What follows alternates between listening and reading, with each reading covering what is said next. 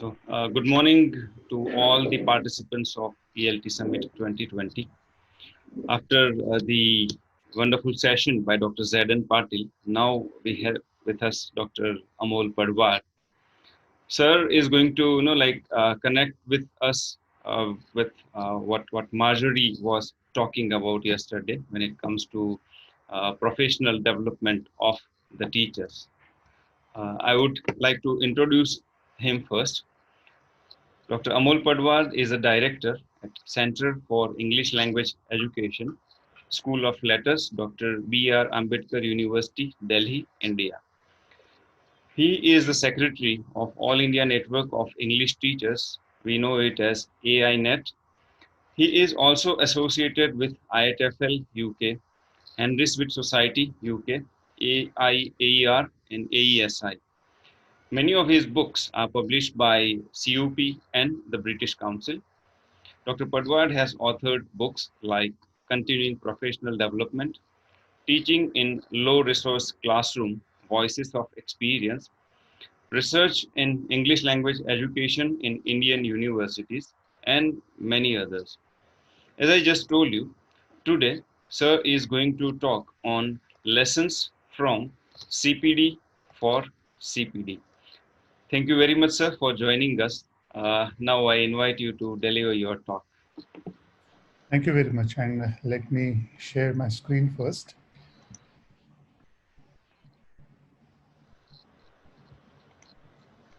Is that okay? Yes, sir. Yeah. So thank you very much, everyone, and good morning. I have been watching quite a few webinars over the past 3 months, and I started thinking about a new dimension of the term, the background of the speaker.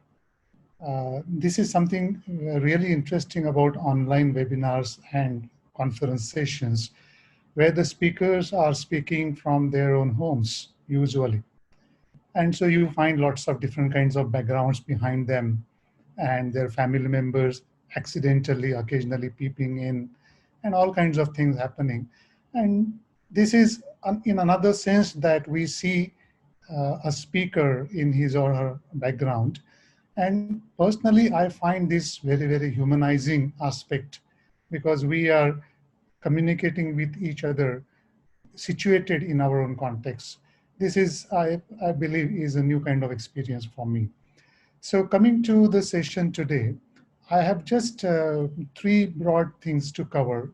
I will quickly share with you how CPD is understood from different perspectives, but then I will go on to see how the current extraordinary circumstances have laid out some lessons for us to learn.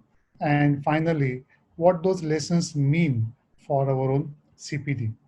But before I begin, let me make a clarification. I have used 2 CPDs. The first CPD is the corona pandemic disruption, and the second CPD is the familiar one, continuing professional development.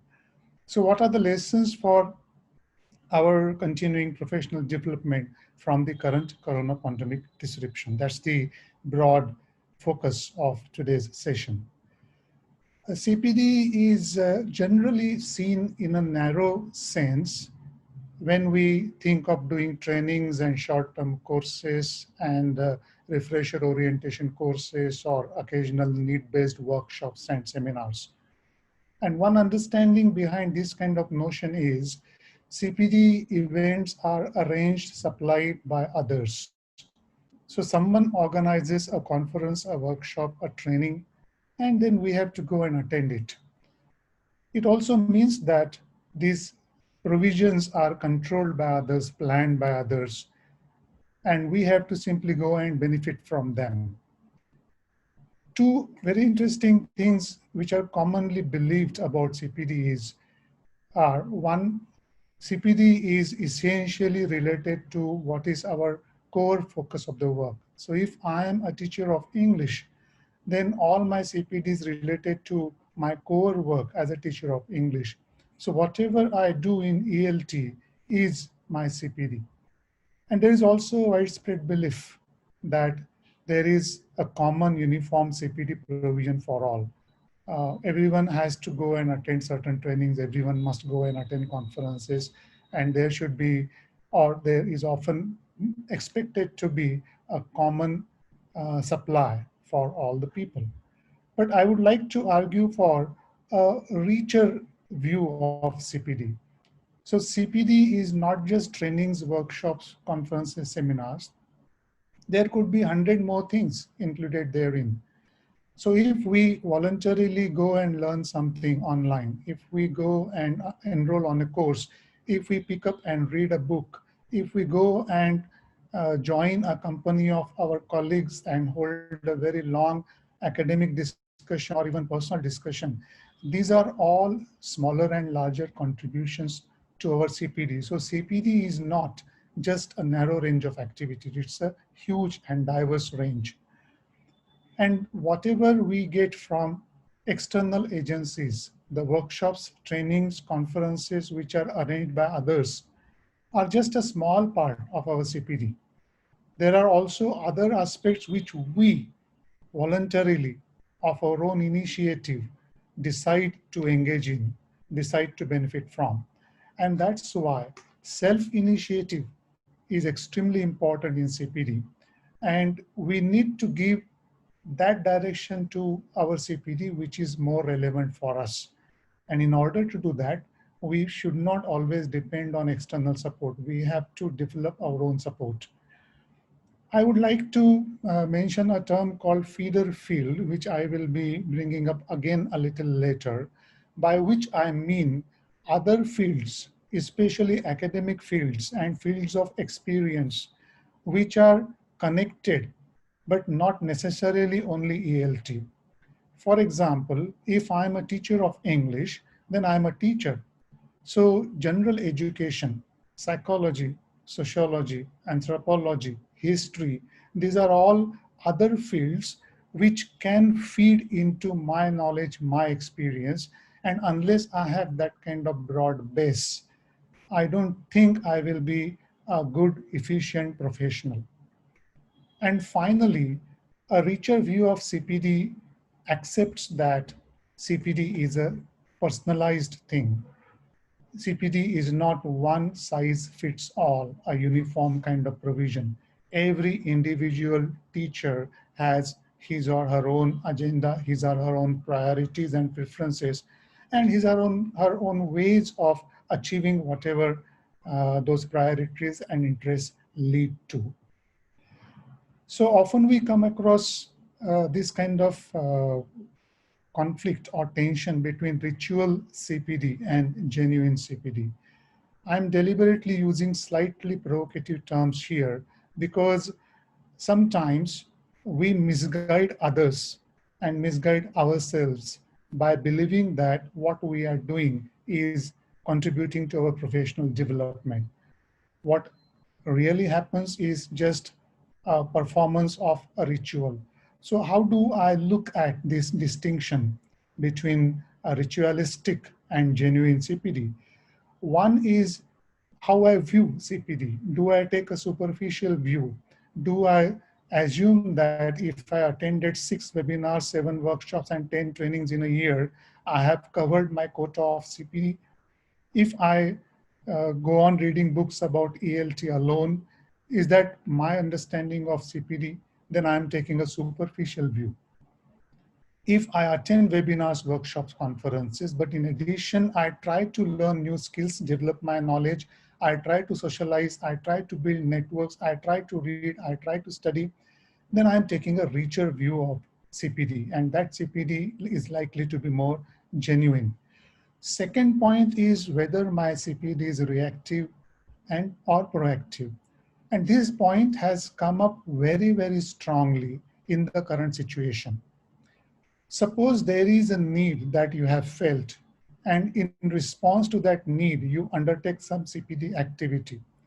A new textbook has been introduced, and you need to learn some ways of dealing with that textbook. So you attend a training or you start searching for new activities. Then what you are doing is a reactive thing. So we are doing something in reaction to, in response to something that we have to face. But on the contrary, a proactive approach doesn't wait for the need to arise. It starts imagining, guessing, speculating, estimating about the future trends and starts working towards that in advance. So whether I am just responding to needs as they come and wait until they come, then I'm taking a reactive approach. But if I'm proactive, then my CPD is likely to be more genuine. One thing that is very, very commonly seen around us is this vague versus concrete notion of CPD. We I'm not sure whether it will happen here, but in many other webinars, I have seen a very, very typical comment posted in the chat box where people keep on saying, oh, fantastic session, this is good for my CPD. Or they say my CPD is happening, or they say I'm doing my CPD. Now, this is a very, very vague understanding. If we wish to really benefit from whatever activities, events, courses, trainings we are doing, then we have to try to get a concrete idea of how those events are contributing to our development. So when I say this webinar is good for my CPD, can I point out one or two concrete things in which this webinar has contributed to me? If I decide to attend a course, is there one or two, is there a way I can point out one or two concrete things which I'm going to learn or I wish to learn? So unless we are able to identify what exactly, specifically, everything is doing for us, our ideas will remain vague and our running will be less efficient. And finally, whether I'm taking a narrow view in the sense that any CPD is limited to ELT, then I'm probably going towards the ritualistic orientation. But if I believe that reading a small article in psychology or watching a film or holding conversations with my friends have also some kind of contribution to make to me as a person and as a professional, then I'm taking a broader view and then I'm increasing the range of my CPD activities. So these are essentially 4 points which in my view summarize the ritual versus genuine distinction in CPD. In the overall systemic scenario in India, we have uh, two kinds of unhappy situations in terms of CPD. In one situation, we always find just the blame being passed from top to bottom across the levels, and everyone pointing to the person or the agency at the next level for the mess. Now here, at the end of that chain, you see a blackboard and the textbook, which is a typical classroom feature, but you can as well substitute a laptop and an online tool or a resource there. And then we see, for example, in the current situation, schools have been forced to move online. So school managements are blaming the head principals, head teachers. The head teachers are holding teachers responsible, and the teachers are pointing fingers at parents that they are not supplying their children with enough resources. So this blame keeps on passing, and ultimately we are not able to achieve what we should, especially in an extraordinary situation like today. But there is another side to this story where this is an equally true aspect, that while the blame comes across all the levels, the support also doesn't come. So from bottom to top, there is this lack of support, which is extremely essential. So when teachers go back to their head teachers and say, we need these kinds of things, they need, they really mean it. The school has to provide that support. The school head teachers go to the management and say that the school needs certain kinds of infrastructure and resources, then that kind of support is essential. So it's two sides of the same coin. And this is the unhappy scenario at the moment. But I do believe that if there is greater awareness, the scenario is likely to reverse.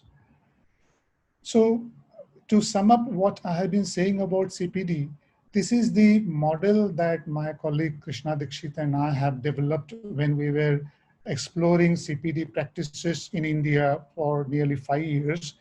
And we feel that an effective CPD model has to have this kind of combination. You see that at the bottom, there is volunteerism by teachers. So teachers have to take some initiative, because unless I am interested in something that benefits me, it's not going to work. But then that initiative is not enough. It has to be supported from above. I'm saying here state agencies because we were developing this model for a systemic level CPD. But we can scale it down to a school also. So initiative by teachers and the support by head teachers or school management, that combination is inevitable. Without this combination, true CPD can't happen. And in this combination, there are mediating agencies which play a role of facilitating the top to bottom and the bottom to top interaction, exchange, and coordination. Now, let's come to two very interesting stories. I'm going to tell you one anecdote on a very larger global level about a country, and another very small scale grassroots anecdote. Now, this is an anecdote about Japan, which you all know is a very, very developed country, a country which is well known for its technological advances. And it is the electronic giant, and it is quite automated country in all aspects. But Japan was one of the worst hit country in terms of making a shift to online. What happened in Japan was the lockdown completely crippled its offices and industries. Work from home did not work because very few people had laptops and computers at home. It's very interesting to note that nearly 30% of Japanese houses have fax machines at home, but not laptops. Fax machines have stayed back from a very old cultural practice. Secondly, there are lots of rigid office procedures. For example, there is much stricter hierarchy, and lower officials can't work until there is some clear guideline from the higher officials at every stage. And they also have problems of, for example, cashless transactions. Even today, most of the transactions are cash transactions in Japan. And if you want to open a bank account, it requires a long process and it takes 7 days for the account to open. If you want to make an online transfer of money, you have to physically go to the branch of the bank you work with. So these kinds of processes create a huge hurdle in the shift to online. An interesting aspect of this is something called Hanko, which you can see in the pictures on the side. It's a typical personalized stamp. In Japan, it is a common practice that individuals and officials don't push their signature. In place of that, they use a personalized stamp called Hanko. Everyone has a Hanko. And putting a Hanko is an extremely important requirement for all the documents. And usually Hankos are kept in the office, not brought home. This was a huge hurdle in official procedures. An interesting and even worse scenario was in terms of schools, because since the lockdown was announced, the schools have been completely closed for nearly 3 months now. And teachers have no clues, not only teachers, I would say even school management and head teachers have no clue how to shift to online. What is happening at the moment is teachers are printing or sending PDF files of worksheets with answer keys, which parents are expected to print at home and get solved by their children and then correct themselves using the answer key. And periodically, the teachers would make telephone calls to check on the progress of students. Now, this is the situation of Japan, which is one end of the largest spectrum, and this is an anecdote about a systemic level issues. Let me come to another story, which is the other extreme, a very grassroots level, ground level kind of story. This is the story of a teacher or a group of teachers in a small town in India. And I'm telling this from my personal experience, but I won't name which town and which teachers. What happened was when the lockdown was declared, lots of schools in the town started exploring ways to continue teaching. And obviously, online teaching was the only option available. So one by one, schools shifted to online in various ways. Teachers found out ways of using WhatsApp or Zoom or even just email communication, various ways. Some schools lagged behind and could not find ways of doing this. One of the commonest problems which you keep hearing in webinars nowadays is students not having access to technology, students not having mobile phones or laptops at home. In this case, it was a very interesting scenario. The parents were really worried about their children's progress. They felt that if their children were not participating in online teaching and learning, they would be left behind. So they were ready to buy phones. And even poor parents, I know a couple of them who were just daily laborers, they were willing to shell some money and buy a small mobile phone for their children. And so they approached the teacher to get an advice what kind of mobile phone should be bought and how they could be used. Interestingly, the teachers advised not to waste money on mobiles. They said that their schools are not going to teach anything on mobile, and even if they taught, it is just a very temporary ad hoc kind of arrangement. This should not be taken seriously. Very soon schools will come back to normal. They will start functioning as usual. The classes will begin. At the moment, there is no point in giving mobiles to children because the children will be spoiled. An important reason behind this kind of advice was the teachers themselves were completely clueless on how they could shift online. The school had no guidance to give and no facilities and resources to give. Teachers themselves were quite efficient users of mobiles, but not efficient or not knowledgeable in using mobile for teaching or not aware of online tools and gadgets and resources. So they were reluctant to move online. They advised parents not to go for mobiles with all good intentions. So what do these two anecdotes tell us? One is that in both cases, there is one common issue. There was a lack of preparedness. And when the situation arrives, it is sometimes too late to prepare. I always remember the agricultural metaphor where farmers cannot start preparing the ground when the rain starts falling. So they have to constantly take an estimate of the rain and start preparing in advance. So this kind of advanced preparation was missing.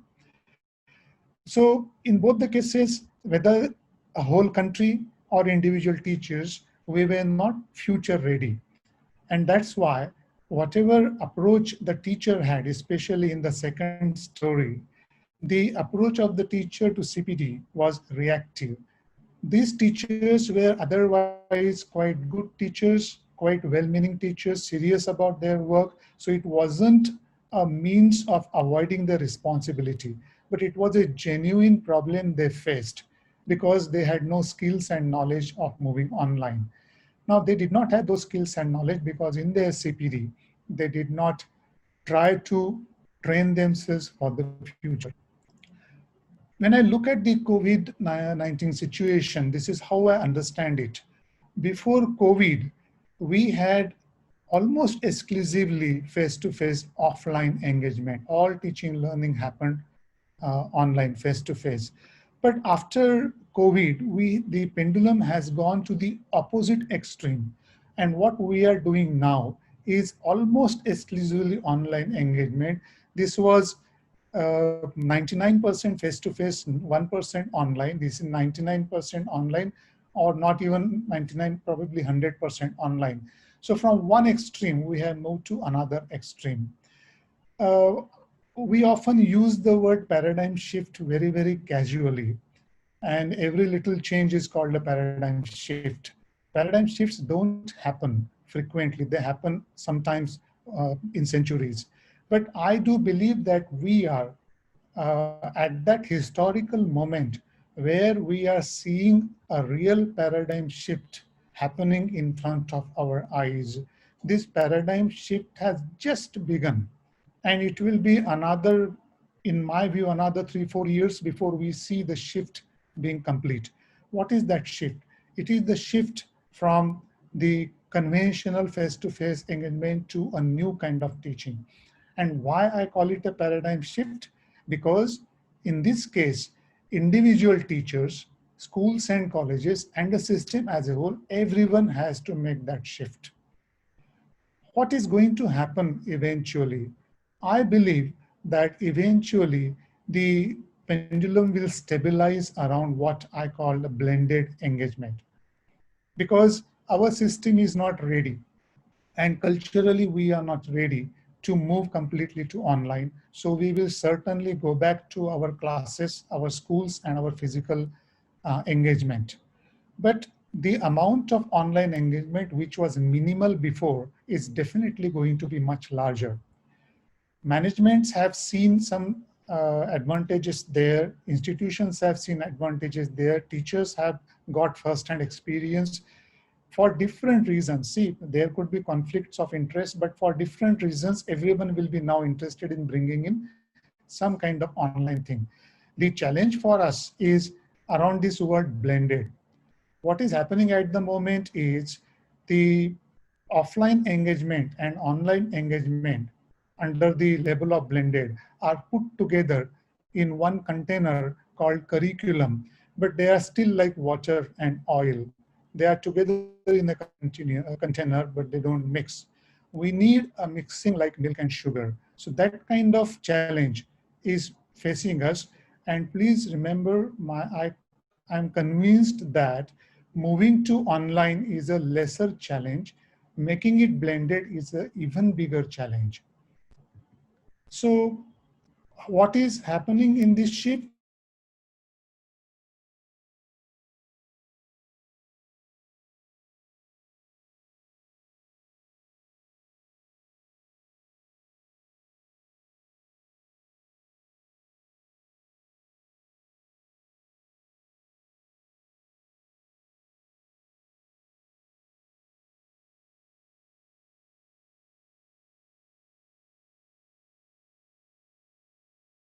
For this kind of response?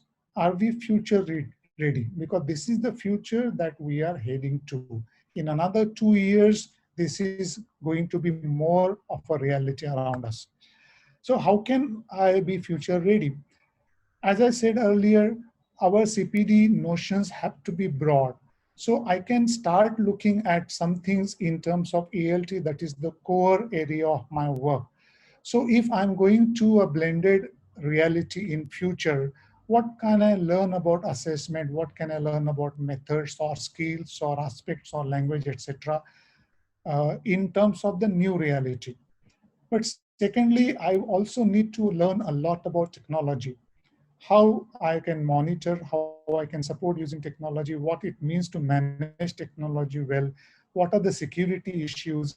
Then I will also be creating lots of things, which is a new change for a teacher's role. So teacher is now creating much more than in the past. So what creativity and creation issues there are. But in addition, as I said earlier, I have to expand my learning to feeder fields. And I am just choosing here some random fields, but it is largely open. So I should keep myself informed about psychology, literature, sociology, anthropology, history, or even something called intellectual property rights, copyrights, and other issues. Because if we are going to create videos and PowerPoint presentations and online courses, copyright issues are going to be extremely important. We cannot simply pick up something from the internet and use it. We may land in legal trouble. So we have to learn what it means by Creative Commons and what are the free resources, what are the open education resources, etc. That learning is now going to be extremely crucial for me. So if I have to plan for being future ready, what I need to do, I'm reminded of yesterday's session by Marjorie Rosenberg, where she showed a TED talk, where the speaker, uh, shared an excellent idea of a 30-day challenge. And the speaker said that he challenged himself to do something, some one thing which he had always wanted to do every day for 30 days. So in 1 month, he went on clicking one new photograph every day. In another round, he went on cycling every day for 30 days. And he shared that he changed quite a lot by this 30-day challenge to himself. We need to challenge ourselves. And in order to challenge, I believe that we should have short-term target. Maybe we pick up one new thing. It could be, if I go back to this field, it could be something from ELT, something from technology, anything from field, whatever. But we are doing it in a planned way. So we pick up one thing that we promise ourselves to do or learn over the next 1 month, something else that we would try to achieve in the next 6 months, something else over the next 1 year, because some things can be done quickly, some other things take more time. But unless we promise ourselves, we are not beginning our journey on the path to be future ready. Remember, motivation alone is not enough. Motivation and discipline together eventually lead us to some achievement. And then we have to have a checklist like this. So when I am thinking of my own professional development, then am I taking a superficial view, or is my superficial view slowly changing to a richer view? Is my reactive approach is now becoming more and more proactive? Are my vague general ideas are now becoming more and more concrete in terms of CPD? And am I now expanding my range of activities to much broader range, including hobbies and interests, which essentially contribute to our development? Finally, to end, I have just two tips. One is, as I said earlier, CPD is a highly personalized thing. So what we do is we do for ourselves and uh, individually. So it's an essentially individual journey. So we should have our own personal priorities. We should not get depressed by other people's activities. We should get inspired and learn from them. But we should always keep our interest, our priorities in mind. And we have to walk in order to travel. But having said that, even if it's a personal and individual journey, you know that any company, any journey is a fun journey if there is a company. So try to find fellow travelers, try to find company. If you are doing something in ELT, find a small group of people where you do that thing.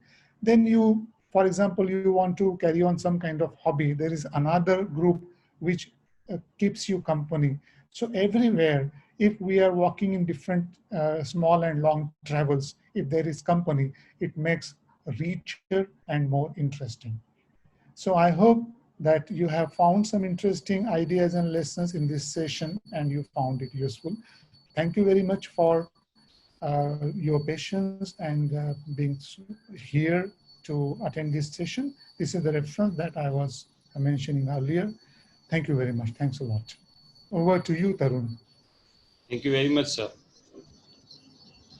So it was an enlightening session, and we have some practical tips to venture on the journey to self-development, right? And since you are connected it with the current pandemic era, it is something that would bring motivation to many, right? Definitely, internet has helped, as you just pointed out in the beginning of your talk.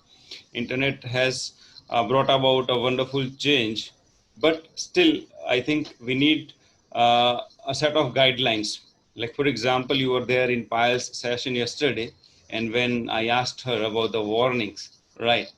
The set of warnings that she had in her answer, like are life threatening to us. But if we take them lightly, it would be okay, right? When we chose to go for Zoom for our conference, I received at least 10 calls that you would have Zoom bombing. So don't go for Zoom and find out some other tool. But if we look at it neutrally, I mean, like most of us are most comfortable with Zoom, right? So what we could do is we should take risk perhaps, right? We have plenty of questions from our participants.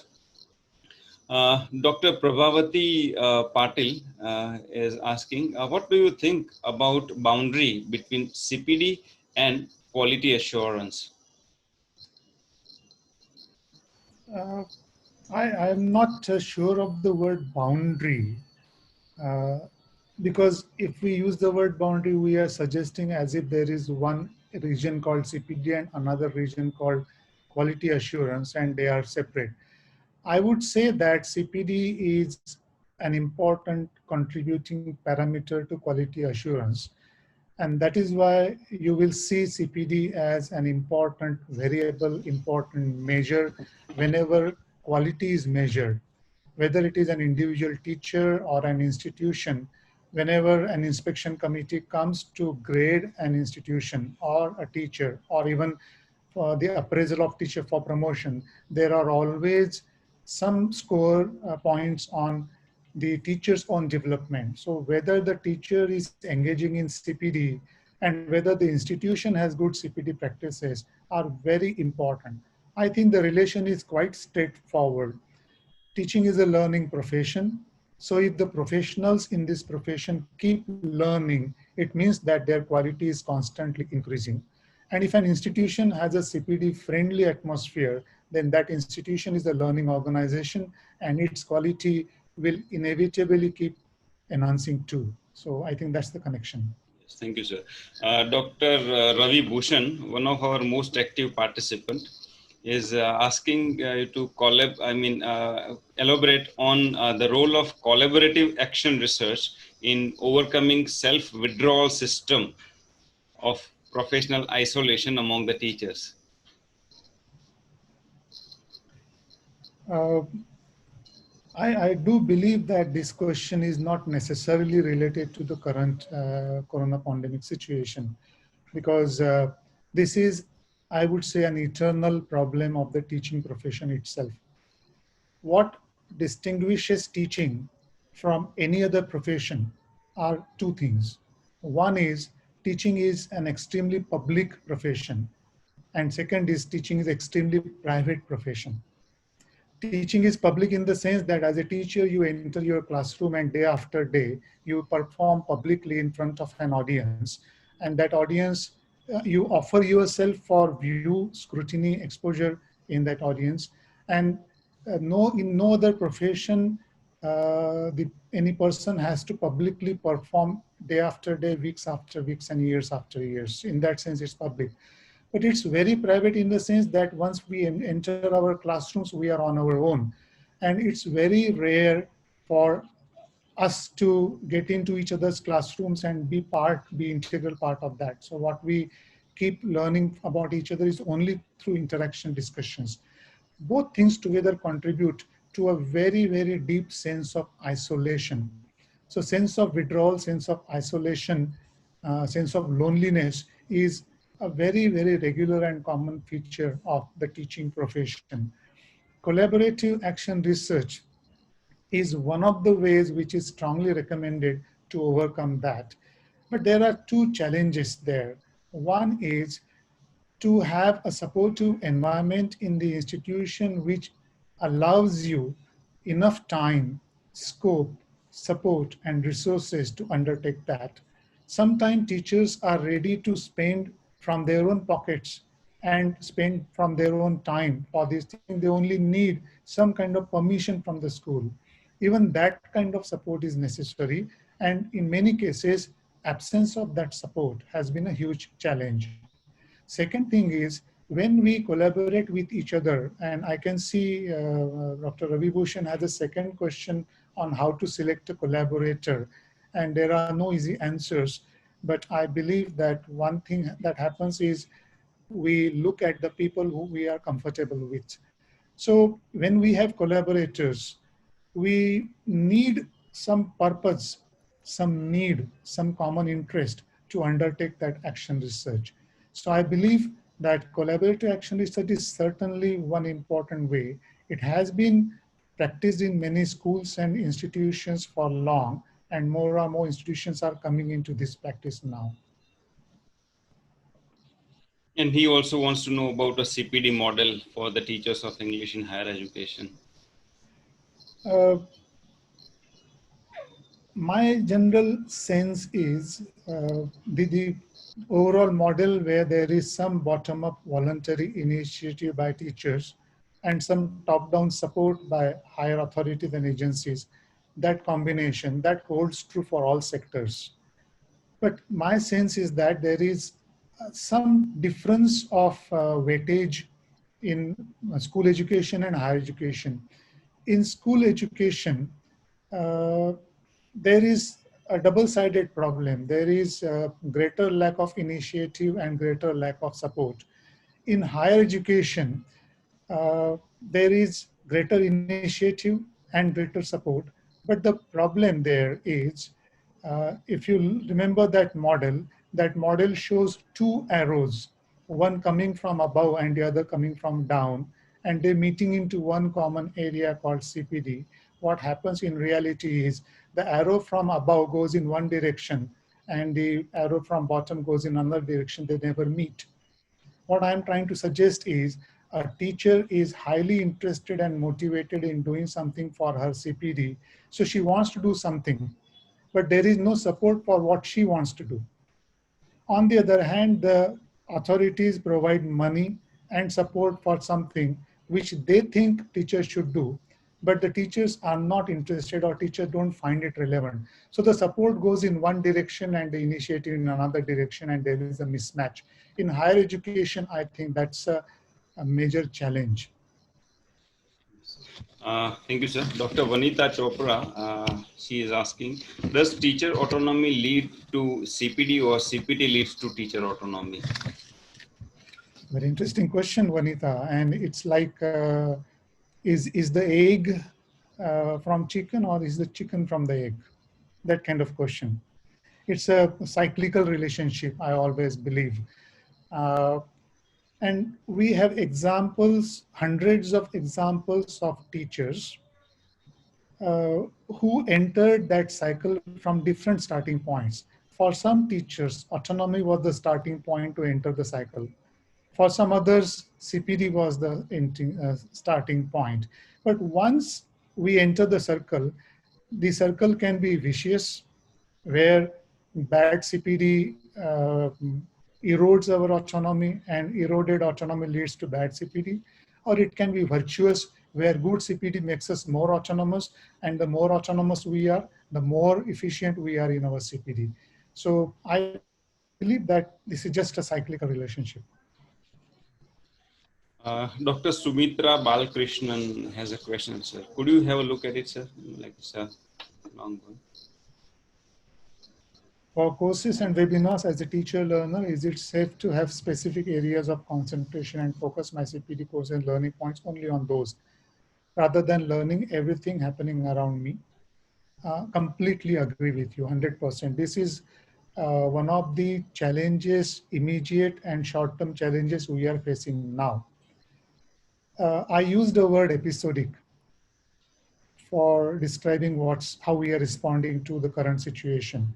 And what we find around us is hundreds of episodes happening. And we are as if drowning in lot many things happening around us.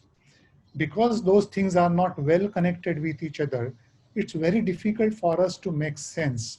So it's like a Kumbh Mela that we have gone to, where we are in a huge crowd with hundreds of stalls, and all stalls offering all kinds of things which have essentially no connection with each other.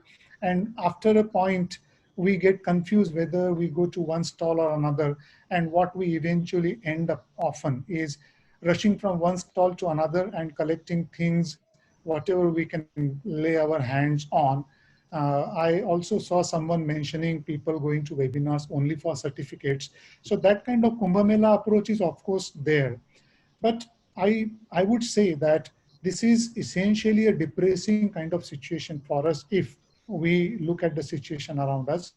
My recommendation would be sit down, calm down, tell yourself that you don't have to rush and join everything. Don't be under a wrong impression that you are going to be left behind if you don't attend webinars and conferences and workshops happening around you. Don't get carried away.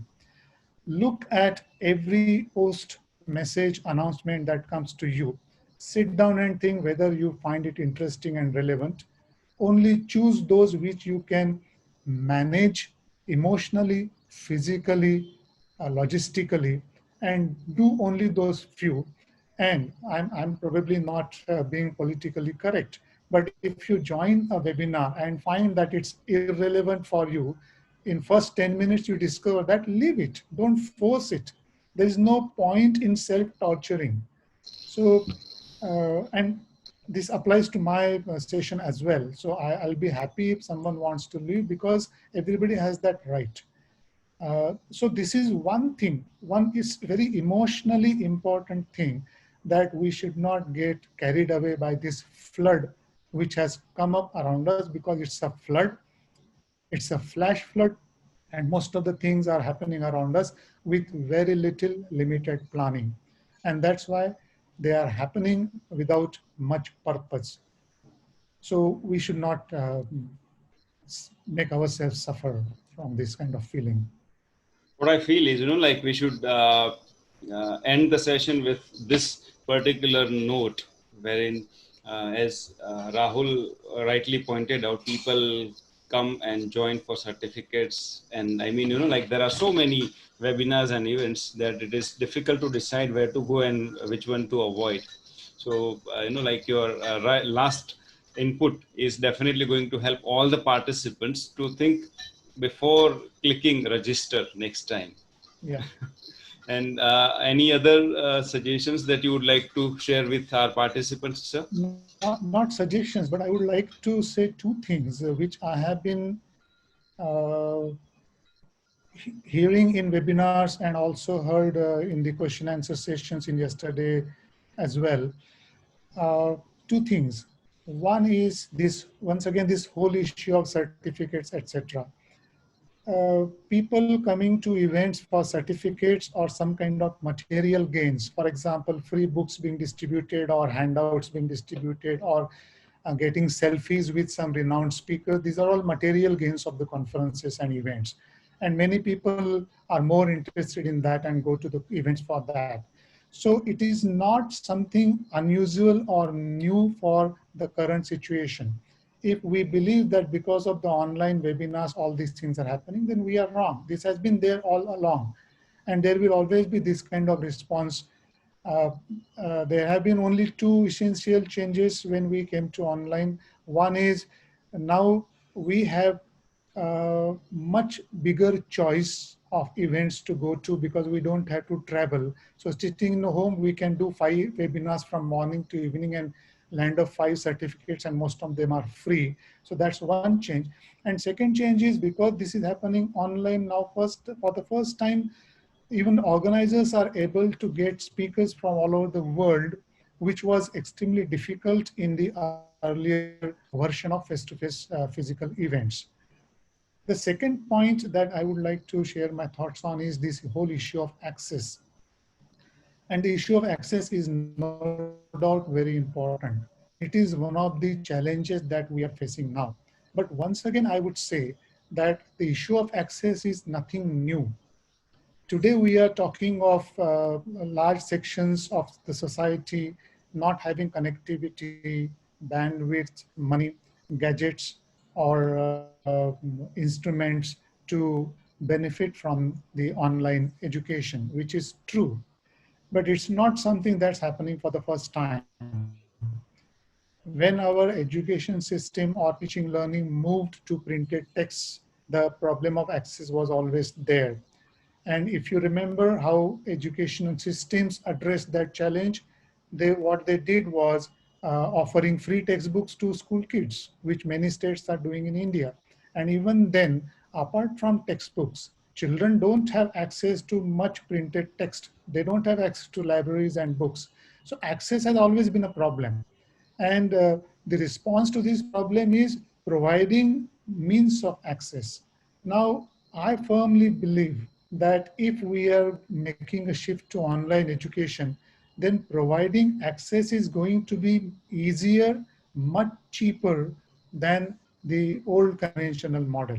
So building a school, building classrooms, constructing a library, and appointing full-time teachers who come to the classrooms regularly, or the traveling expenses for children to come to the school and all other incidental expenses, that's all going to be very costly.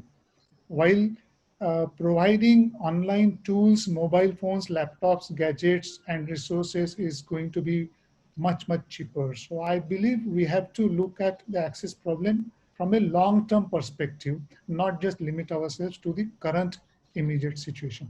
I'm sorry, I think we are going much longer beyond time. Sorry No to worries. We are overstay. in time. So thank you very much, sir, for your time and sharing these useful insights with our audience. And we look forward to hearing you once again in any event that we organize in the future. Thank you very much, sir. Thank you. And Uh, thanks all the participants. thank you. Goodbye.